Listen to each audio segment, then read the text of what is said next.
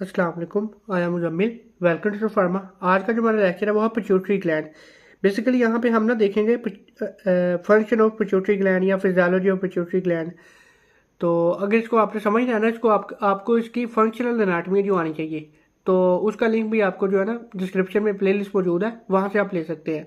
तो आपको वो भी आना चाहिए, उसके बाद ये समझते हैं। लेकिन अगर आपके पास टाइम कम है या आप वो वीडियो नहीं देखना चाहते या आपने पहले वो देख लिया है, तो हम शॉर्ट सा करके यहाँ पे समझा देते हैं जो आपके इस काम का है।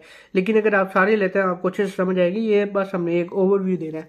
बेसिकली पिट्यूटरी ग्लैंड क्या होता है? Pituitary gland is also called as cerebral hypophysis. ये हार्मोन रिलीज करता है, प्रोड्यूस करता है, जो कि हमारी बॉडी के अंदर इंपॉर्टेंट फंक्शन जो परफॉर्म करते हैं।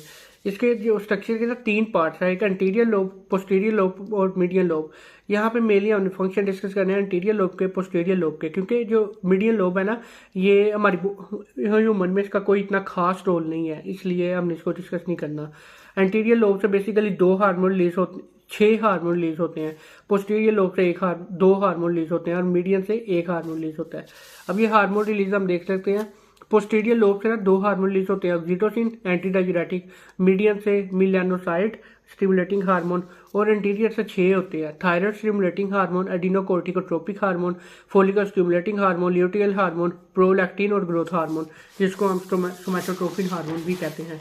ये सबसे पहले हम देख सकते हैं एंटीरियर पिट्यूटरी जो है, anterior pituitary gland is also called adeno hypophysis. इसमें से बेसिकली 6 हार्मोन जो मेल रिलीज होते हैं ना, इसका फंक्शन वगैरह यहाँ पे लिख दी है। तो ये 6 हार्मोन थे ना, इसलिए हमने इसका टेबल बना दिया ताकि याद करने में ईजी रहे। तो ये 10 नंबर का अगर आ जाता आप ऐसे लिख सकते हैं, आपको आ जाएगा। लेकिन अगर हम जो दूसरा है ना एंटीरियर पिट्यूटरी ग्लैंड, उसको हमने टेबुलर फॉर्म में नहीं लिखना, उसको हम पैराग्राफ फॉर्म में लिखा है, क्योंकि वो अगर आप 10 मार्क्स का आ जाता है उसको आप टेबल की फॉर्म में लिखते हैं, आपको नंबर नहीं मिलेंगे। ये इतना इतना लिख दें, आपको अच्छे मार्क्स मिल जाएंगे इंशाल्लाह। अब देखते हैं फंक्शन। ग्रोथ हार्मोन पहला है हमारा। तो जैसा कि नाम से जाहिर हो रहा है, ये ग्रोथ में रोल प्ले करता है। उसके बाद it is also called somatotropin hormone. इसका फंक्शन क्या है? Stimulate bone and muscle growth. ठीक है, ये बोन की ग्रोथ और मसल की ग्रोथ के लिए इंपॉर्टेंट है। ये ग्रोथ हार्मोन ये तो है। Increase protein synthesis. प्रोटीन क्या करता है? मसल बनाता है, इसलिए प्रोटीन सिंथेसिस करता है। Promote lipolysis. लाइपोलाइसिस क्या होता है? Fat breakdown. फैट ब्रेकडाउन, हमारी बॉडी से फैट खत्म हो तीनों मसल आएगा ना। बेसिकली तीनों में क्या काम है? Muscle growth. ठीक है। Increase blood glucose level. ये हमारे ब्लड ग्लूकोज लेवल इंक्रीज करता है। उसके बाद it play important role in growth. ये है इसका फंक्शन। देन हम देख लेते हैं TSH। It is also called thyroid stimulating hormone. Stimulate thyroid hormone. ये थायराइड हार्मोन जो है ना, T3 हार्मोन, T4 हार्मोन, इनकी सिक्रीशन को स्टिमुलेट करता है, इनकी सिक्रीशन को ज़्यादा करता है। अगर हमें थायराइड स्टिमुलेटिंग हार्मोन जो है इसकी कमी हो जाए, तो हमारी बॉडी से T3 और T4 है ना, वो बहुत कम क्वांटिटी में सिक्रीट हो, जो कि फिर हमें जो काफ़ी डिजीजेस हो सकती हैं उससे। तो नेक्स्ट इसका फंक्शन है promote growth of thyroid gland. हमारे थायराइड ग्लैंड की ग्रोथ को ये प्रमोट करता है। जितना हमारा बड़ा थायराइड ग्लैंड होगा, फंक्शन हमारे उतनी अच्छे से या परफॉर्म होंगे। तो इट रेगुलेट मेटाबॉलिज्म। ये हमारा मेटाबॉलिज्म को रेगुलेट करता है, मेनली प्रोटीन और फैट मेटाबॉलिज्म जो है ना, उसको ये रेगुलेट करता है। Sports development of nervous system. ये हमारे नर्वस सिस्टम की डेवलपमेंट को सपोर्ट करता है। उसके बाद आ जाता है हमारे पास FSH hormone. It is also called follicle stimulating hormone. TSH is also called thyroid stimulating hormone. ये फोलिकल स्टिमुलेटिंग हार्मोन। इसके बेसिकली मेल के अंदर लहदा फंक्शन है और फीमेल के अंदर लहदा फंक्शन है। मेल के अंदर इसके क्या फंक्शन है? It stimulate spermatogenesis.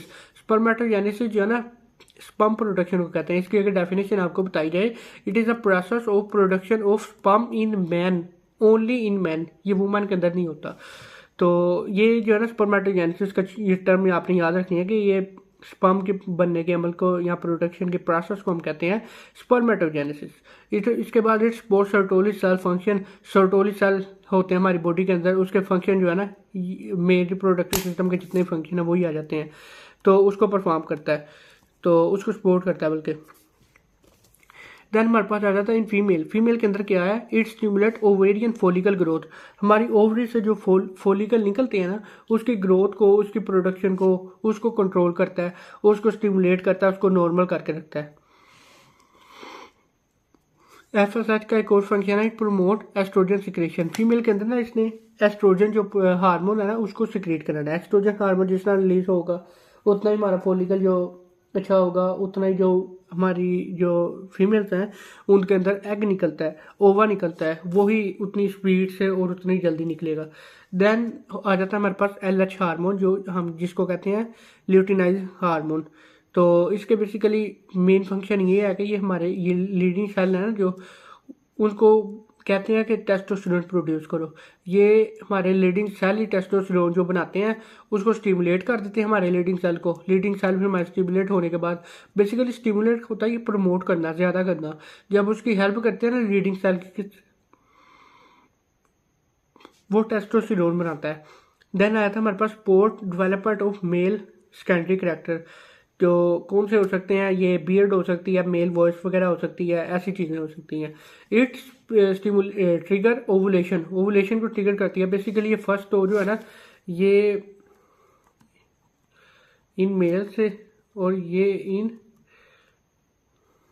फीमेल्स थे, जो कि मैं मेंशन करना भूल गया था, ये आप कर सकते हैं खुद ही। देन हमारे पास आता है प्रोलैक्टिन हार्मोन। ये देखिए मैं ना स्पीड से इसलिए करवा रहा हूँ कि मैं चाहता हूँ कि जो ये इंटीरियर पिट्यूटरी है ना, पोस्टीरियर पिट्यूटरी जो हार्मोन है ना, वो उनको भी हम यहाँ पे डिस्कस कर लें, तो इसलिए ज़रा स्पीड से करवा रहा हूँ। प्रोलैक्टिन जो है ना, ये लैक्टेशन के प्रोसेस में काफ़ी इंपॉर्टेंट रोल प्ले करता है। लैक्टेशन क्या होता है, मिल्क प्रोडक्शन के प्रोसेस को हम कहते हैं lactation period. Then it promote mammary gland development.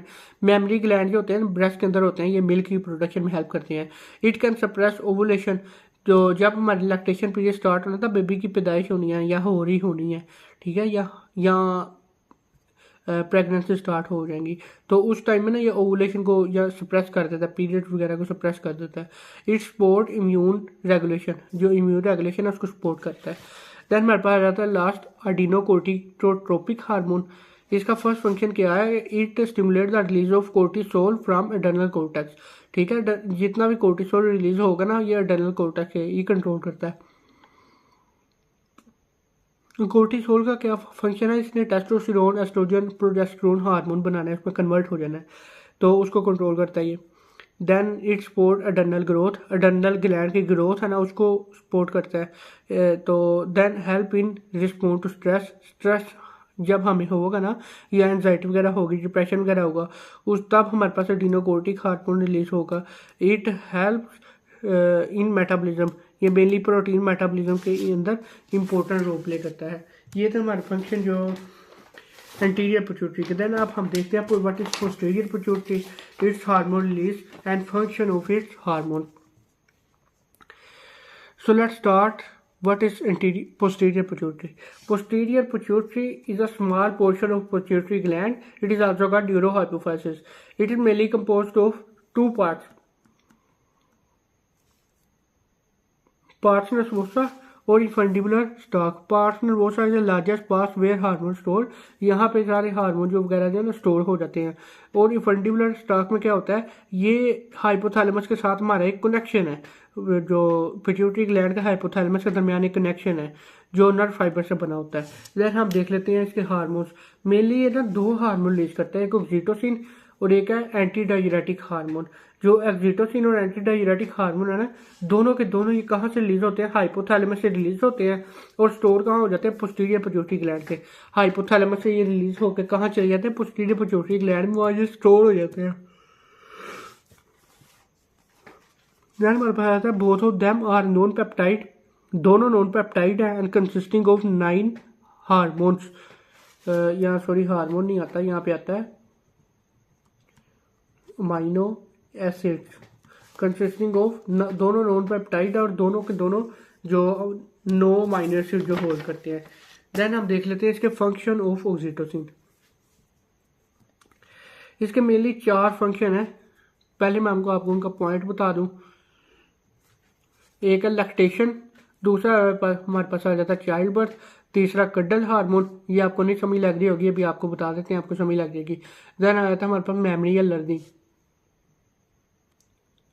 So let's start lactation. Lactation क्या होता है, lactation is the process of milk secretion या मिल्क प्रोडक्शन। तो लैक्टेशन में कैसे रोल प्ले करता है, oxytocin help release milk by contracting the myoepithelial cell in the breast. Breast का जो निपल होता है ना, वहाँ पे ना मायोथीलियल सेल जो प्रेजेंट होते हैं, जब बेबी उसको अपना दुबाता है, कंट्रैक्ट करता है, वहाँ से मायोथीलियल सेल जो वहाँ तक दबाव कंट्रैक्शन पहुँचती है, वो जो हमारे जो मिल्क है उसको रिलीज कर देते हैं। देन चाइल्ड बर्थ में कैसे हेल्प करता है? Oxytocin stimulate arterial contraction, arterial नहीं, यूटेराइन कंट्रैक्शन।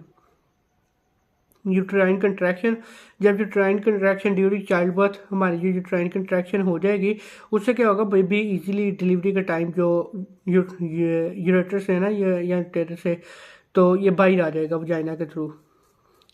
देन हमारे पास आता है cuddle hormone. What is cuddle hormone? Cuddle hormone is also called attachment hormone. ठीक है, ये हार्मोन जो ऑक्सीटोसिन यही डिसाइड करेगा कि हमारे किसी के साथ बॉन्डिंग कैसी होगी, हमारी किसी के साथ अटैचमेंट कैसी होगी। ठीक है, so it is also called cuddle hormone. Cuddle is also hug या अटैचमेंट वगैरह। तो आप आगे मेरे पास आ जाता है memory and learning. Oxytocin has main role and show a main role in memory, learning and particularly in social context. Then हमारे पास आता है फंक्शन ऑफ ADH एंटीडायरेटिक हार्मोन। इनके मेनली 4 फंक्शन हैं। वाटर रीअब्जॉर्प्शन, उसके बाद थर्स्ट रेगुलेशन, देन हमारे पास आता है इलेक्ट्रोलाइट बैलेंस, देन आता है हमारे पास vasoconstriction. What is water reabsorption? Water reabsorption is the reabsorption of water from urine to kidney. ठीक है, from urine to blood.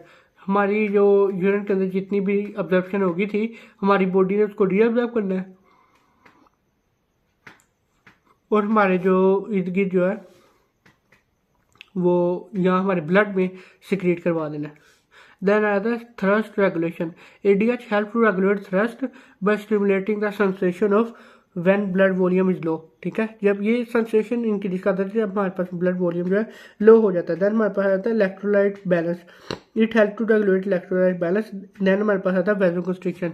It promote वैसोकंस्ट्रिक्शन। वैसोकंस्ट्रिक्शन होगी तो क्या होगा, एक हमारी ब्लड प्रेशर पहले ऐसे थी, ठीक है, उसकी वैसोकंस्ट्रिक्शन हुई तो वो ऐसे हो गई, तो क्या होगा, यहाँ से जो गुजर रहा था ना पहले सिंपल पानी या सिंपल ब्लड, तो वो काफ़ी ज़्यादा स्पीड से गुजरने लग जाएगा। जब वैसोकंस्ट्रिक्शन होती है तो हमारे जो ब्लड प्रेशर है वो इंक्रीज हो जाता है स्लाइड सा या ज़्यादा। And play major role in CVS। So ये था आज का हमारा लेक्चर। उम्मीद करते हैं आपको लेक्चर पसंद आया होगा। तो अगर इसी तरह के लेक्चर चाहिए तो आप चैनल को सब्सक्राइब और वीडियो को लाइक कर सकते हैं। और अगर आपके नोट्स वगैरह आपको चाहिए तो आप हमारे व्हाट्सएप ग्रुप में ज्वाइन हो सकते हैं, वहाँ से आपको सारे के सारे नोट्स हैं वो मिल जाएंगे। Thank you.